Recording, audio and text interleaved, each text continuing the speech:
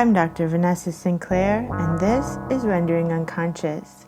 My guest today is Dr. Joel Weinberger, a clinical psychologist and professor at the Derner School of Psychology at Adelphi University. His newest book, The Unconscious: Theory, Research, and Clinical Implications, co-authored with Valentina Stoycheva, is now available. Links to everything can be found in the text accompanying this episode.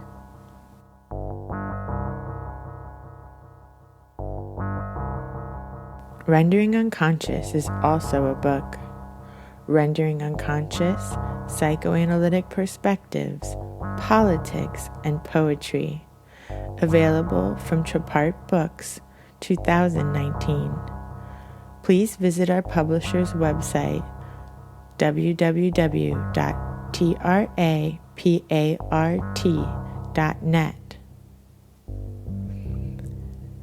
You can support the podcast by visiting our Patreon, patreon.com/VANESSA23CARL. Your support is greatly appreciated. For more information, you can visit my website, drvanessasinclair.net, or the podcast website, renderingunconscious.org.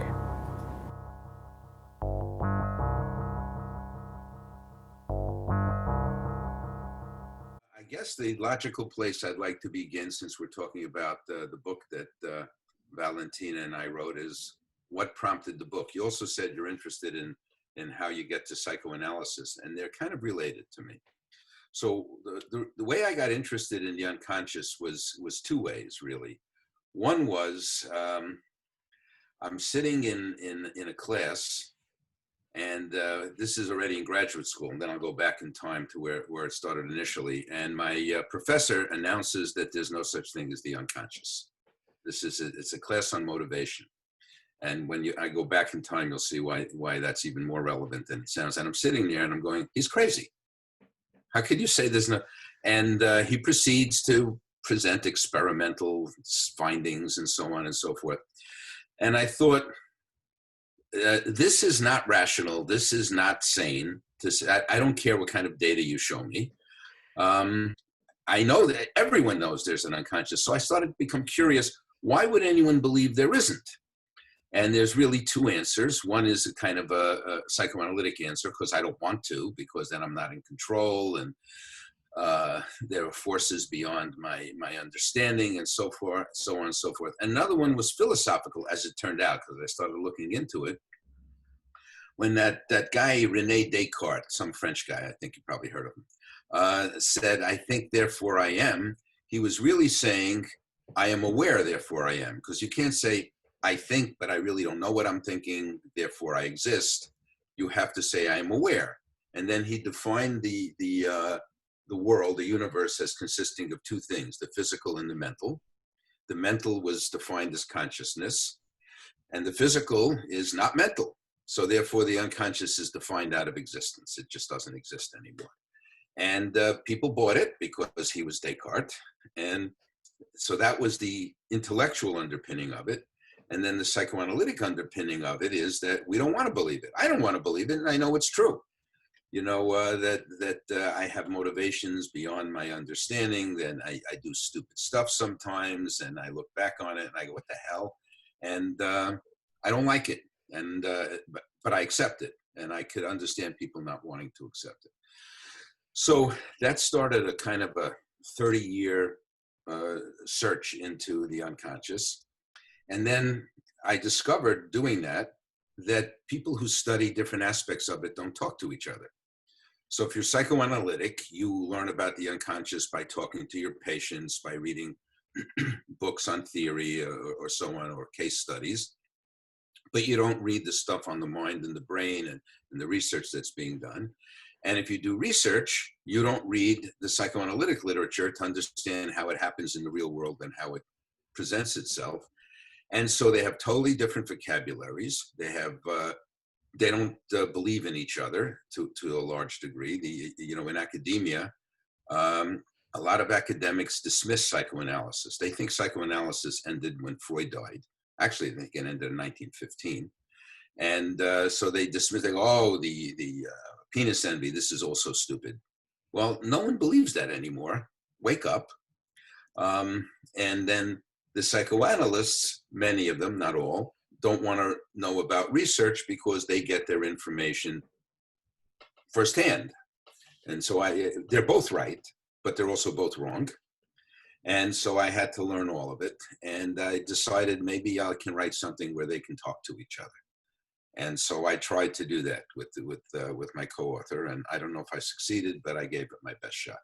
So there are chapters on psychoanalysis. There's chapters on various kinds of research. I even had to put a glossary in the back because the vocabulary is so different so that people could look up words. And there I am. And the way I got into the unconscious originally and psychoanalysis originally is I'm an undergraduate at a university in the United States in New York called Stony Brook, State University of New York, Stony Brook. They might as well have called it B.F. Skinner University. It was very behavioral. And I'm 18 years old and they're teaching this stuff. And it makes sense. Okay, I believe this. Everything is behavior. I like it. Fine, great. But they also said everything is due to reinforcement, that you do stuff because you're reinforced for it. And I said, okay, I'll believe that too. What makes something reinforcing? And the answer was whatever increases the probability of behavior is reinforcing. I said, okay, but why does it do that? And it just became, it's a mathematical arithmetic relationship. But there's got to be a reason. Why am I, I eat because I'm hungry. I feel it. I know that I'm hungry. I am lonely. I seek out companionship. And they say, well, then companionship is a reinforcer. I said, yes, but why is it a reinforcer? Well, because it increases behavior. And I go, okay, you're not going to give me an answer. So I started reading, and I ended up reading psychoanalysis because it does give you an answer to that. It asks those questions. And it said the reason why is you have these kinds of, if you're Freudian drives, if you're object relational, you have a need for relationships. If you're into self-psychology, you have a need for self-esteem. If you're interpersonal, you need to relate in certain ways. If you're relational, then everything is co-constructed with other people and you won't exist without it. Okay, you've given me an answer, maybe you're wrong, but somewhere to go. So that got me into psychoanalysis, and now I'm at B.F. Skinner University reading psychoanalysis. So, and then we segue to my grad school where there's no such thing as the unconscious, and I was off to the races. Yeah. I love that you took this as a turning point instead of like trying to flip it around and showing people, how could you say that there's no unconscious instead of the other way around? Like everybody seems to just assume that makes sense, that there's no unconscious. It's crazy. It's just crazy. So, but there has to be a reason. People are not stupid. So there had to be a reason, and I started looking for it. I don't know if I found it, but that was the goal. And now you're at Adelphi, right? Yes, I'm at Adelphi, which is very psychoanalytically oriented. I teach in the PhD program there. And yeah, it's a good deal. So we have very good students. I try to teach about the unconscious. I do clinical supervision. I teach a course because I did all of this study. I teach a course on the history of psychology. And so I've tried to weave it all together. That's amazing. I mean, Adelphi, I love Adelphi so much. It would have been my dream to have gone there. I'm from Miami, and I couldn't imagine getting out of Miami at that point in my life. My friend, I know Jameson Webster since like high school, and she had already moved to New York, and she was like, come up to New York for school. And I just, from my Miami perspective, I was like, how will I ever afford to live in New York? Like, I'm just going to stay home. And now I wish I had gone to Adelphi. It's like one of the few places that's so psychoanalytic, and it's, at least in the States, it's so hard to find that. It is. It's at the time when I first started, there were more, but Boston University is no longer psychoanalytic. University of Michigan is no longer psychoanalytic. Yale is no longer psychoanalytic. So there's just a couple left. There's City University in New York, there's Adelphi, and there's University of Tennessee, believe it or not, that's still psychoanalytic. And offhand, I can't think of another place. Now, there's some places that are integrative and teach some psychoanalysis, but that's pretty much it. We're fading. We should realize that and do something about it, but that's another podcast. The school I went to is Nova Southeastern University in Sure. Fort Lauderdale, and they apparently used to have a psychoanalytic training program. But by the time I got there were still like 3 analysts there, and they were like teaching electives and really trying to keep like the psychodynamic concentration alive. But I know one of them at least has passed now, and I'm not even sure if they have that anymore. No, the CBT people have done a very good job of promoting their point of view and identifying it with science. And the psychoanalysts, to be frank, have done a very poor job of promoting psychoanalysis and seeing that it's not unscientific. So you put the two together and you have a recipe for something that's not working out very well right now. Yeah, and also these divides, like you're saying, like even within the field of like, not only there's always at conferences, people are like, well, from a clinical point of view, it's like this. And then the other side is like, well, from a research point of view or a philosophy point of view, it's like this. And there's so much kind of infighting, I feel like. It's so unnecessary. I tell my students when I'm supervising them in research that research is like clinical work. You ask a question, nature doesn't answer you what you expected. So you have to have an open mind and listen, and then change your hypothesis and move around. And your first study may not work, and your second study may not work, or maybe it'll work in a way you didn't expect. And then how's that different from clinical work? You come in, what do you know immediately what your patient is up to? No, that you have to listen to your patient. You may be wrong. Your patient will tell you you're wrong. Sometimes she'll be accurate. Sometimes she'll be resisting. It's not really different. It's the same kind of a process, but somehow we've artificially separated them because the methods are somewhat different. But the basic idea behind them, at least in my mind, are the same. What do you think we can do to promote psychoanalysis? I think we have to realize a few things. One is that you have to market a product. And psychoanalysis, unfortunately, like everything else in the world, can be construed as a product, and that's how the world looks at things. And the CBT have monopolized the idea that they are science with a capital S, and then what psychoanalysis does is not science, therefore it doesn't count, therefore it's silly. And some psychoanalysts have bought into that and said, well, it's not science and it shouldn't be science because science is stupid anyway. You're not going to market your product doing that. So you need people who are going to come out and say it helped me. You need to do that. In fact, the CBT people do not have a monopoly on science, and furthermore, their claims are exaggerated. Now, psychoanalysis back in the day also exaggerated its claims. We were going to create world peace and cure schizophrenia, and it didn't happen. And the CBT people know much better how to market their stuff. I don't want to put down CBT. It's not, there's something there, but I'm obviously more psychoanalytic. And I think that what psychoanalysts do, what we do, is better for people. But we're not putting the word out. We're just sitting around in our little cocoons congratulating one another on what a great job we do while the world passes us by. And I think we have to get practical. We have to get out of the institutes and get out in the world and promote what we have. I mean, they're starting to do I don't mean what you do on Zoom. I mean, like you write into some anonymous person and get 15 minutes of encouragement, and this is now called psychotherapy. That has to stop. And texting. Yeah, that's right.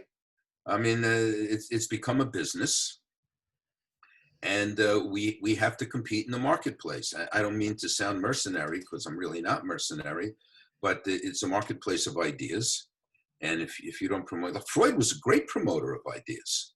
So if he wasn't, psychoanalysis wouldn't have made the impact that it did. And he knew that. He purposely Didn't work out, but he purposely picked Jung as his successor because he was an Aryan Swiss guy, and he thought, you know the history. So he had that in his head, and he was right. Not to pick Jung, but to understand that you have to promote what you have. Otherwise, it's not going to happen. And I think psychoanalysis sometimes is too satisfied with itself. We know we're better, therefore we don't care what you think.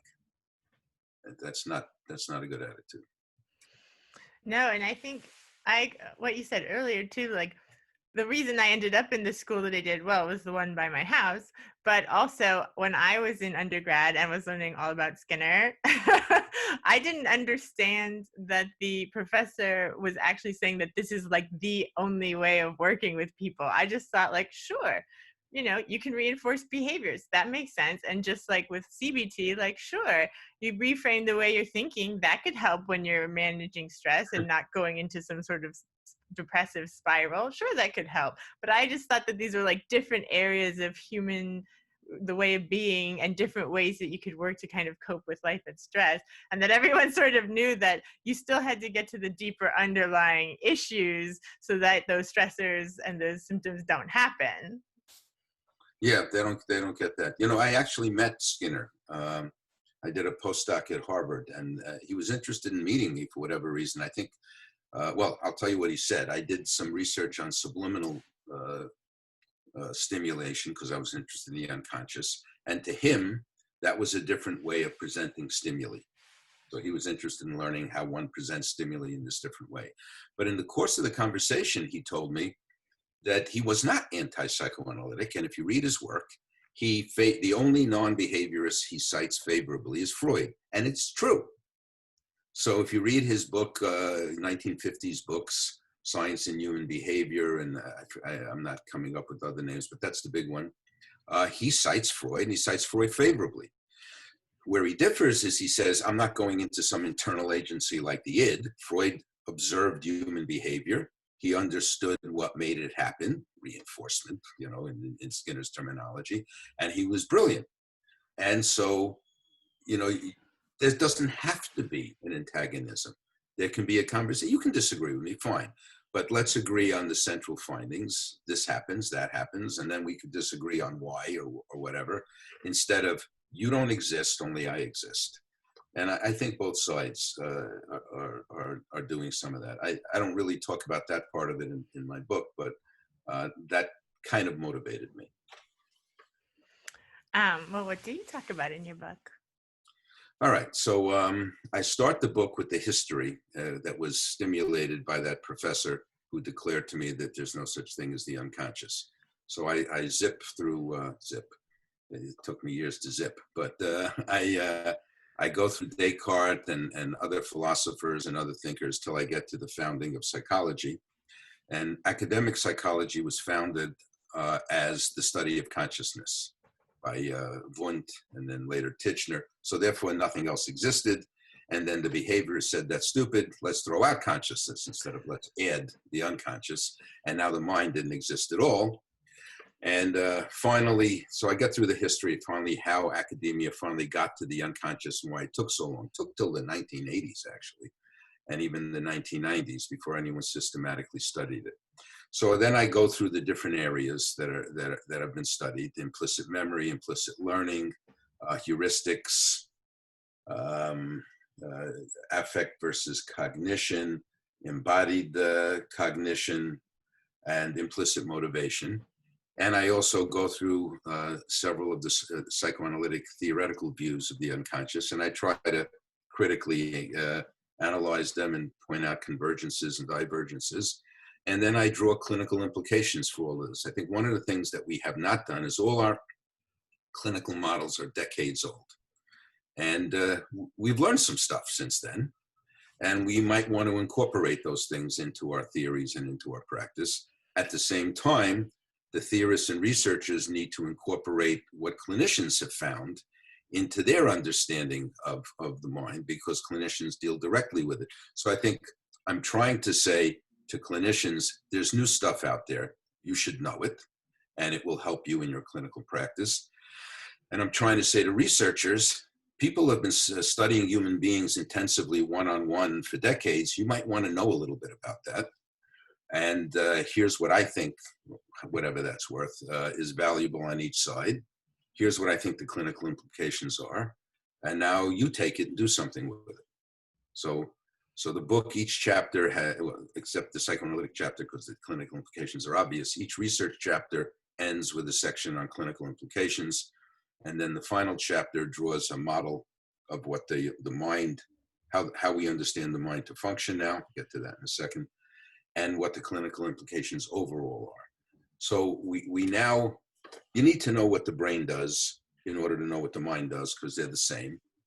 Just one is a physical manifestation of the other, or one is a non-physical manifestation of the other. At least that's what I believe. And, you know, there's models of the mind that you have little pieces in your head. That's the one that we all are most familiar with. This part does language, and this part does, you know, makes your hand move, and this part controls your emotions, and this part does this, and that part does that. That's called modularity, little modules in your head. Then there's another model that says, well, but we do learn stuff.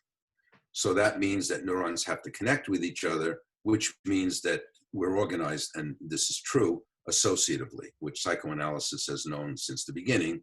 We're not organized rationally.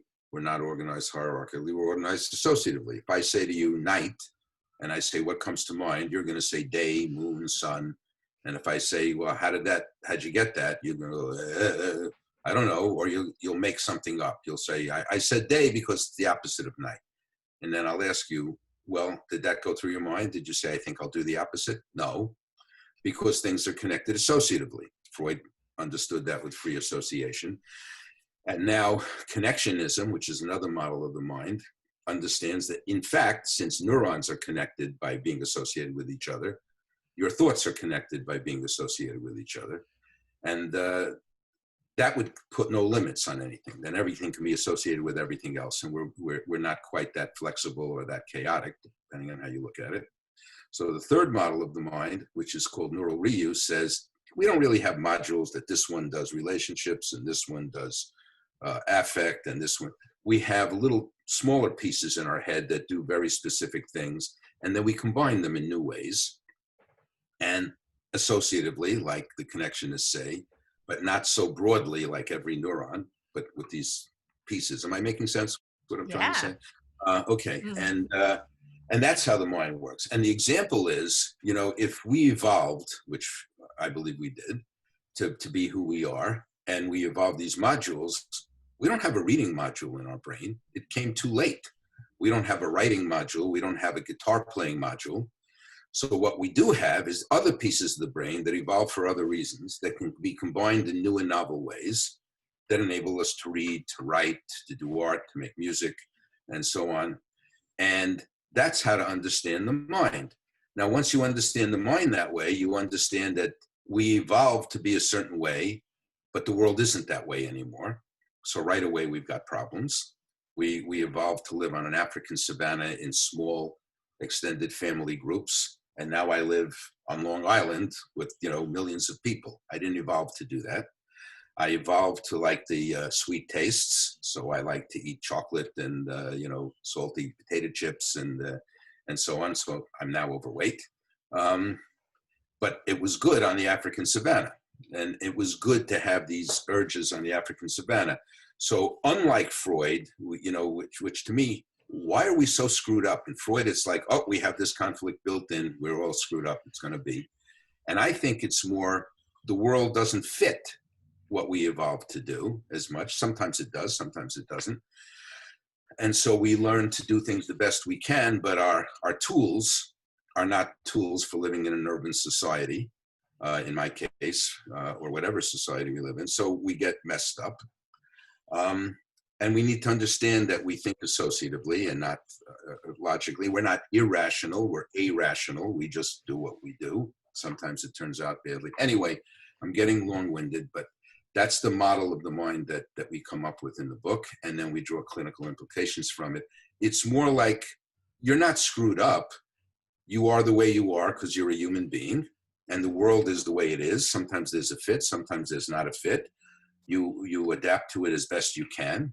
And as a child, you have fewer options, so you adapt to that environment as best you can. The environment changes, you still use your old adaptation techniques. You have better ones now, but you're still stuck with the old ones because you're used to them. You're stuck with the ways that you would have adapted in the Pleistocene era to go hunting and gathering, which, to me, hunting and gathering is picking up the phone and ordering dinner. So anyway, that's all in there. So history, psychoanalytic theories of the unconscious, all the different research areas, then the neurocognitive theories, and then trying to put them all together and make sense out of it. It's amazing. And I love you getting long-winded. This is all really, really interesting. And I think I have so many different things I want to say. One of the things I want to say is that my internship was at a brain injury clinic. And I felt like, even though I was interested in psychoanalysis and had studied with a psychoanalyst at school as much as possible, I did work in hospitals most of the time for training. And I did my internship at the brain injury clinic. And I just learned so many different things about, like, that are common knowledge about the brain are just so not true. Right. Like you're saying, these different modules, and people, most of them had closed head injuries where they would like hurt a part of their brain. And, through doing all these exercises with them and therapy and rehabilitation, they're able to like grow new neurons and regain functioning, even if a part of the brain that supposedly is the only part that does that is damaged. So, so there's so many misconceptions. Right. You can combine the brain in new and better ways, and it may not work exactly as it did originally, but it'll work okay. And essentially, that's reading. That's, I think, why we have so much individual variation in the ability to read and write. We didn't evolve to read and write. There's not much variation in walking. We evolved to walk, but we didn't evolve to read and write. So I read very quickly. I have a son who reads very slowly. I mean, what's he doing? He's my son. Go read fast. Because the brain combines in however way it's going to combine to get the job done. And what you're describing is, okay, this part of the brain has been damaged, so now this part of the brain has to do it. Well, if this was the only part that would do it, then it's over for you. But it's not the case. Now, it's harder the older you get, as you know, but you've got to form new connections and maybe new neurons, but even without new neurons, old neurons will now connect in new ways. And you'll get the job done. And the idea is to get the job done. Exactly. And I love this point that you made, that our society has just evolved so much faster than clearly we are able to. I've been thinking about that a lot lately too, and having a lot of empathy for people, for humans as a whole, because of course, like, there's a lot of problems happening right now societally and politically, and everybody's kind of upset, and sometimes you feel like, why can't people get along and all these kinds of things. But then I think about like how fast technology evolves. Like, just in my lifetime, imagine like looking at my parents trying to use this technology, and then you just think, a few generations ago none of this existed and it was a completely different society, and like how fast people are expected to kind of keep up with all of this, when, like you said, we're not made to do this. No, we're made to live in an area that has food that we can find, because we're hunter-gatherers. That's what we evolved to do, in small groups. Instead, we now live in giant groups. We don't hunt and gather anymore. And so we don't know quite how to adjust. And the in-group and out-group partially evolves from that, right? If I'm hanging around with an extended family and you show up with your extended family to my little spot on the river, I'm not happy to see you. I've only got so much fruits over here, and I've got fish and water, and I don't want to share it. Just look at wolves and lions and dogs. They do it. Chimpanzees, if we want to pick a close relative. They fight each other when a second group comes by. So we're built to do that too, to some degree, but now we don't. So we outsource it to some ridiculous characteristic like skin color or sexual orientation or religious orientation, and we create the in-group and the out-group. I think if we had insight into that, it wouldn't be so bad. Like, what's a harmless version of it? Sports, right? So I'm a New York Yankee fan. And I say, well, why? Well, I grew up in the Bronx. They didn't grow up in the Bronx. They don't know me. they're my in-group, and I don't like the Boston Red Sox. I've never met them. That's a harmless version of the in-group, out-group, and it works fine. I root, I get happy, I get sad, I get angry. It's not harmless if I decide I don't like somebody because they have darker skin than me or a different sexual orientation than me. But the dynamics are similar. I just need to have insight into it so I can overcome it and do the harmless version of it, sublimate it, so to speak. The other thing that's bothering me lately, I wrote a blog on it for Psychology Today, is this whole politicization, I don't know if it's happening in Sweden, of wearing a mask. If you wear a mask, then you're somehow weak character to some people, and you don't believe in individual rights. And if you don't wear a mask, you're a selfish jerk who doesn't care about the safety of others. And I'm on the side of wearing masks, so you see where I lead. But also, we're supposed to isolate from each other now. What's human nature when you're in trouble, when you're scared? Human nature when you're in trouble and you're scared is to affiliate. You want to be with people. You'll feel safer. You want to hang out with others, like chimpanzees do. And what are we told to do now that we're scared and anxious? We're told not to hang out with others. It's not natural. That's why people are having, let's understand that rather than straight out condemning people and say something like, look, it sucks to be isolated. I know it sucks. It's not your nature. You want to be with the people you love. You want to affiliate with others. You want to meet new people. That's normal. However, you also have a brain that can override that kind of thing. And here's why. Instead of condemning one side or condemning the other side, a neighbor of mine, I was walking around wearing a mask, and he says, "Why are you wearing a mask?" And I'm looking at him like, you know why I'm wearing a mask. You're looking to start a fight with me is what you're doing. And I'm not going to bite. But why would you want to start a fight with me? Because you're being defensive. My wearing a mask is somehow communicating to you that you're a bad person. And you want to, that makes you uncomfortable. So what are you going to do? You're going to project, and you're going to be angry at me because you assume I'm angry at you, or whatever your dynamic is. So what I said instead, hopefully it worked, is that I'm wearing a mask because I'm trying to protect you. Now, what answer can you have for that? Screw you, I want to die.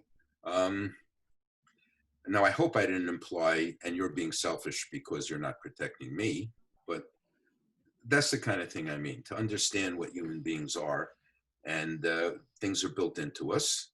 They used to work. Most of the time they still work, but in the pandemic, they're not working. So we have to recognize that.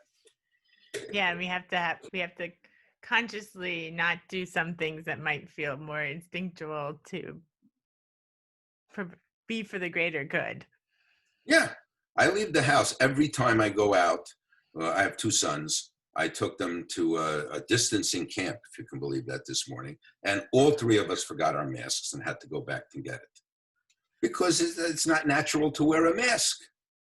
So I don't think we're bad people, so we were delayed by 5 or 10 minutes and we got our mask. But it's consciousness that came out and said, wait a second, I need to override my natural inclination. I'm going to have fun. I don't have fun wearing masks. So I need to realize that in this case, I have to. And we can do that. And hopefully one of the things I talk about in the book is if you practice an adaptive behavior often enough, it will become automatic and unconscious, just like your maladaptive behavior, whatever motivated it originally, you've now practiced it for 20 years. You did it over and over and over again. It's part of who you are now. It happens automatically without thought, not only for motivated reasons, but partly because it's what you do. Likewise, from treating patients, the insight isn't the end of it. You go, oh, now I know why I do that. All right, so stop. And they don't. Now you have the working through process. You have to keep going and reminding and doing, because now the new way has to become automatic and unconscious. So hopefully wearing a mask won't become that automatic and unconscious, and this will end, but that's the idea. Yeah, I feel like a lot of times with patients, they're able to see eventually that not only insight into their patterns, but that these patterns developed for a reason and that they were adaptive at some time. And then you just keep doing them automatically and you're in different situations. You're not at home with your parents anymore. Maybe this worked really well when you were home with your parents, but now that you're with these other people or in this other place, it's not working so well for you. And they just have to kind of step back and consciously choose not to do that pattern that feels really automatic so that they can make new decision about a kind of different direction that they'd like to go. And overcome the anxiety that comes with changing. So I think an extreme example is dissociation. So you're a child and you're being horribly abused, say, by your parent. You can't run away. You can't fight back. No one's listening to you, or at least so you believe. So you retreat inside your own head. That's the best you can do. And it doesn't work, but it's the best you can do. Now you're an adult. You can run away. You can fight back. You can report it. But you're so used to dissociating that you do that instead. And then if someone tells you not to dissociate, when you try not to, all the anxiety that this dissociation helped you avoid pops up and you have to deal with that. And as clinicians, we understand that and have to do that. But it's no longer only what motivated it. I've been dissociating since I'm 6 years old. Now I'm 36 years old, so I've been dissociating for 20 years. And now you're telling me not to. I don't trust it. It doesn't feel right anymore. So boom. You know, what I hope the book will do, and I hope if people read it that it will do this, is get them to further the dialogue between clinical people and researchers, but also the dialogue between researchers. If I do research on implicit memory, I don't know the research on implicit motivation and vice versa. I don't even know the research on implicit learning. Those three areas I spend my whole life doing one of them, and I never talk to the other guy. I think one area that, for example, that really can be integrated is what's called embodied cognition. And what that shows us is that, and I think psychoanalysts have known this, although they may not have called it that, is that a lot of our thinking that seems mental is physical. I'll give you an example of some of the research that shows this. If you give someone something warm to hold, like a beverage, versus something cold to hold, they get friendlier because the same neurons that fire for physical warmth fire for feeling. There's a reason why someone says, I feel warmly. If you think about it, it's a crazy thing to say. What do you mean I feel warmly? My temperature didn't go up. Or I feel close to you. Well, I'm not physically closer to you, but it's the same neurons. So if I raise the temperature in a room, you'll feel friendlier. If you are friendly, you'll imagine the temperature in the room has gone up 2 degrees, things like that. That means metaphors are incredibly important when treating patients. It also means the physical and the mental are not 2 separate realms. They're the same. And you can communicate in both. So depression is a burden that can be lifted. It feels heavy on my shoulders. I feel lighter. Those things are usually thought of as metaphors that don't have concrete meaning, but they do. Depression really does feel heavy. And it does feel like a weight. And it does feel when you feel better as though a weight has been lifted, literally, not just figuratively. And I think that's important for researchers to understand, and they're starting to understand it. And I think it's important for clinicians to understand. Researchers do things very simply, so they'll make a concrete example that doesn't have much relevance clinically, like the example of holding a beverage. I'm not going to bring a patient into the room and say, here, have some tea, and now you feel better. But that I know that research enables me to realize that the physical and the mental are not different. And we can talk in physical terms about mental stuff, about emotional stuff, and it will affect the person in a positive way. So I think embodied cognition is very important. I think the automation stuff, which we talked about briefly earlier, where you need to practice the new behavior. It's not enough to know that what you should do. You have to actually practice it till it too becomes automatic. That's not really psychoanalytic because you've already gotten the insight, you already know what's going on, but somehow you're not better because there's another step. Because the way your brain and mind work is it has to practice this thing. And when it practices it enough, psychoanalysis calls it working through, which takes forever often, then you'll behave more adaptively. It doesn't end when suddenly, I know why I did that. So I think those kinds of things are important. I think implicit learning is important. You know, Freud incorrectly talked about childhood amnesia as a result of repression. We now know that childhood amnesia is simply that explicit memory doesn't develop, period, until you're like 4 years old. That's why you don't remember anything from 4 or below. But implicit memory is there from birth. And so you do remember things, you just can't consciously bring them to mind, but they still affect you. That's good to know. Mm-hmm. Implicit learning says that whenever two things hook together in your environment, your mind treats them as though one caused the other, even though they just randomly appeared. If they randomly appear a couple of times, you think something's going on. It's the basis of superstition, but it's also the basis of a lot of our behavior. We need to understand that. And I'll do one more, one that I didn't mention, attribution theory. Everyone who's taken an undergraduate course remembers attribution theory. But here's the deal that I think clinicians need to learn from. And the attribution theorists need to make this implication clearer. We all are built with a bias. If I behave in a certain way, that's because of the environment. You know, but if you behave in a certain way, it's because of your character. So for example, you're driving and someone cuts you off. What an a-hole that person is. You've now characterized their personality. If you cut someone off, well, you were in a hurry, they were driving too slowly, you had all kinds of reasons. So that's the research. Now let's make a clinical implication. So I'm the therapist, you're the patient, could be vice versa, but we'll pretend it that way. And you tell me something. I immediately attribute what you did to your character, and I interpret it as though this is who you are. You as the patient say, no, here's why I did it. And you present me with the environmental circumstances and your reasons for doing it, whereupon I decide you're resisting, and you decide I'm unempathic. What's really going on sometimes is I have a bias to attribute what you do to your character, and I'm now exhibiting that bias. You have a bias to attribute what you just did to the situation, and now you're exhibiting that bias. What we need to do is both know that and back off, and me as a therapist say, well, how do you behave in other situations? Is this consistent? If it's consistent, it's character.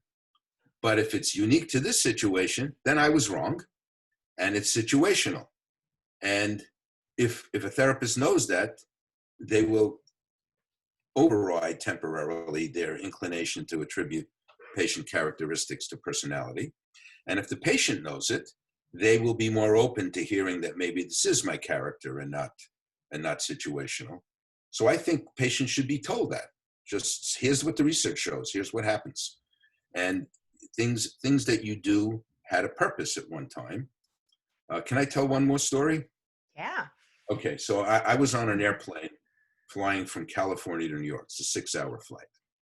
And I wrote about this in a Huffington Post because it struck me as crazy. So an announcement comes over, the flight attendant announces, is there a doctor on the plane? And I'm thinking, oh my God, someone's had a heart attack, someone's had a stroke. What's gonna happen? This is terrible. Time passes, is there a nurse? I thought, oh, no doctor, so they're looking for a nurse. And then, is there a dentist? And now I said, what? Someone has a toothache? I don't get this now. My wife, who's much smarter than I am, calls the flight attendant over and says, someone having an anxiety attack? And they say yes. And their logic was to give this person a pill. So that's why they went to doctor, nurse, and passengers are now passing forward Xanax and other kinds of pills to give to this patient. The patient wants the plane to land. Patient, that's me, my slip. The passenger wants the plane to land because she's freaking out. She's having an anxiety attack. The plane's not going to land, and they want to calm her down. So anyway, my wife volunteers me because I do a lot of work with anxiety. And I say, okay, let me see what I can do. I go up to the passenger. I introduce myself. I do, I think, what you would have done or any decent therapist would have done. I'm not trying to say I did something wonderful. I'm just trying to make a point. I establish eye contact. I talk, who are you, what's going on, and so on. But what I did, I think that might be a little different, is I said, listen, anxiety exists to help you escape from a dangerous situation. And what you normally do when you're anxious is leave the situation, and then you won't be anxious anymore. Now you can't do that because you're on an airplane and they're not going to land and it's closed in. And you can't do what comes naturally to you when you're anxious. You have to not do that, and that's why you're freaking out. So I'm not doing psychoanalysis. I'm explaining the purpose of anxiety. This calmed her down to some degree. I can't help but tell the other stupid thing they did. So they're handing me pills, and she says, I don't want to put something in my body. I don't know what it is. I said, and I don't want you to. Take the pills and give them back, because this would make her crazier and would make me crazier. Then they say, we have an oxygen tank. We should give her oxygen. And I say, oxygen increases hyperventilation. She's hyperventilating, and you want to make it worse? I don't think we need oxygen. If you have a paper bag, she could breathe in there. And anyway, so what worked was explaining to her the purpose of anxiety, why she couldn't act in the way that anxiety is asking her to act, and relating. And she calmed down. And I went back to my seat telling her if she needed to talk again. I was just a few rows back. About an hour later, she needed to talk again. And we made it to the airport without incident. And I couldn't help but remember all those incidents where patients hit each other over the head with bottles. And I'm guessing, I don't have to guess, these flight attendants know what to do with a terrorist. They know what to do if an engine fails, but they don't know what to do if a patient is anxious, if a passenger is anxious. Which one of those three things happens the most often? I don't think it's terrorism or engine failure. The most common thing is anxiety, and they have no clue how to deal with it. They're giving pills and oxygen and yelling. So I brought up that example as I explained the function of anxiety to this person. And when she understood it, it didn't seem so alien and freakish and panicky. She was scared to be on an airplane, and she couldn't get off, so that made her more scared. If she was scared to be by a water hole, she'd leave. If she was scared to be on street A, she'd go to street B. She can't do that now. So of course she got more frightened. Anyway, that's a clinical use of understanding the psychology of what's going on and what the research shows. Yeah, I think it would be really helpful if more people in general and more professions knew a bit more about psychology, or at least even like kind of basic humanistic training of just like how to like reflect people and how to like meet people and build rapport, like you were saying in the beginning, make eye contact and these sort of things. Because even like working in hospitals, a lot of people working in hospitals don't have this kind of basic kind of therapy skills that I feel like could really mitigate a lot of problems on a kind of basic level. That's kind of what I mean by marketing. We have skills, and they're teachable. Not all of them, but certain basic ones are teachable, and they're useful. Instead of this idea that if I somehow engage in psychology, I demonstrated a weak character. This is nuts. If I break my arm and I don't go to have it set, it will eventually heal. And maybe it'll end up crooked, I don't know, but eventually it will heal. No one thinks that I'm weak to have my broken arm put in a sling, but somehow I'm weak if I'm suffering from anxiety or depression and I go to someone to help me deal with it better. That's a marketing issue to me. That's a cultural issue. It needs to be changed. And there's ways to change it. We should do it. And we don't. There's ways to change people behaving in a prejudiced fashion, but we don't do it. We just say bad. And that's not going to work. You know from seeing patients, you don't tell the patient, what you're doing is stupid and bad. And then they say, oh, I'm so glad you told me that. I'm going to stop now. Yeah, they wouldn't be defensive at all. No, of course not. And they would immediately thank you. So that's my soapbox. That's amazing. One last thing. I Sure. just love Freud so much. Do you have anything else you want to say about Freud? I too love Freud, while recognizing that he died in 1939. I think what Freud is, he's appreciated for a lot of things. He's also put down for things that he shouldn't be put down for. But one of the things I think he's not appreciated for is one of his major accomplishments. They now talk about, oh, he didn't invent the unconscious and he didn't invent repression. Okay, that's all true. Here's what he did do. there was one string, a positivistic thread in culture and in history that talked about demonstrating that things work and why they work and a way of investigating. And there was another string that talked about the unconscious as somehow connected to nature and mystical, and they were opposed to each other. He integrated them into one system. So now we have the unconscious connected to nature, which used to end up in pantheism, the idea that God is nature, and the positivistic route that said you need to investigate things systematically. And those were going in two, I talk about it in a book, they were absolutely opposed to each other, going in two opposite directions. And Freud integrated them, he put them together. It was an amazing work of genius to be able to do that. Instead of saying, oh, someone mentioned repression, and Nietzsche talked about repression, and Nietzsche talked about Apollonian process and Dionysian process, that's really the id and the ego. Fine. So why didn't he invent the way of investigating human beings? So what Freud did was take all of that and put them together. It's incredible that someone was able to do that. So I'm still in awe of Freud. I'm in awe of Freud too. I get little fascinations with other theorists, and then I always end up going back to Freud. And also, I hate when people do things like that, like, oh, well, he didn't say this first. It's like, of course, all of our work builds off of work that came before. That's just great. Isn't that great? How else would humans build humanity? There's a famous quote by Isaac Newton, not known for being a stupid man. When he was being praised, he said, if I've seen further than other people, it's because I stood on the shoulders of giants. So does that mean that Newton did nothing? Of course not. He changed the Western thinking. He changed the world. He changed everything. But he didn't start from scratch.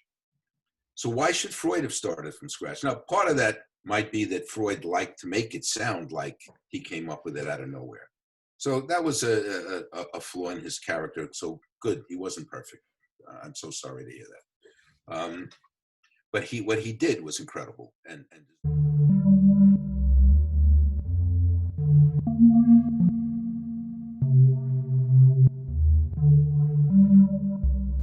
Thank you for listening to Rendering Unconscious. You've just heard a discussion with Dr. Joel Weinberger. His new book, The Unconscious, Theory, Research, and Clinical Implications, is now available. Links to everything can be found in the text accompanying this episode.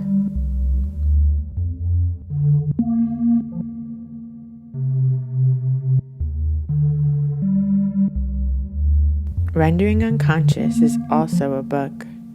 Rendering Unconscious, Psychoanalytic Perspectives, Politics, and Poetry. Available from Trapart Books, 2019. Please visit our publisher's website, www.trapart.net. You can support the podcast by visiting our Patreon, patreon.com/VANESSA23CARL.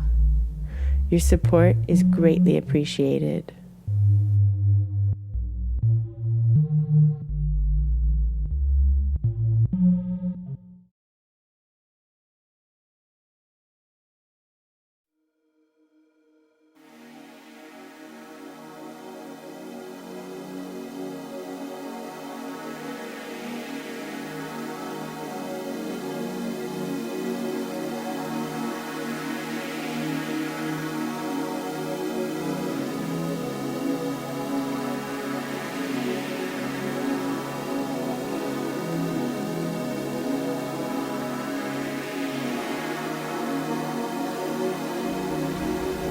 We all die. History we have breaks from each other. And submission.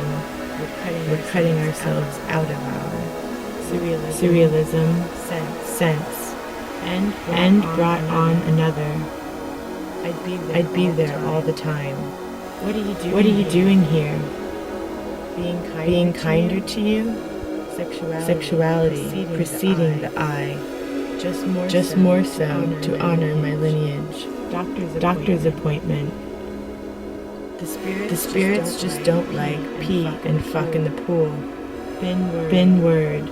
Fact be associated with. Charles both once said. Distinguish between rooftops and basements.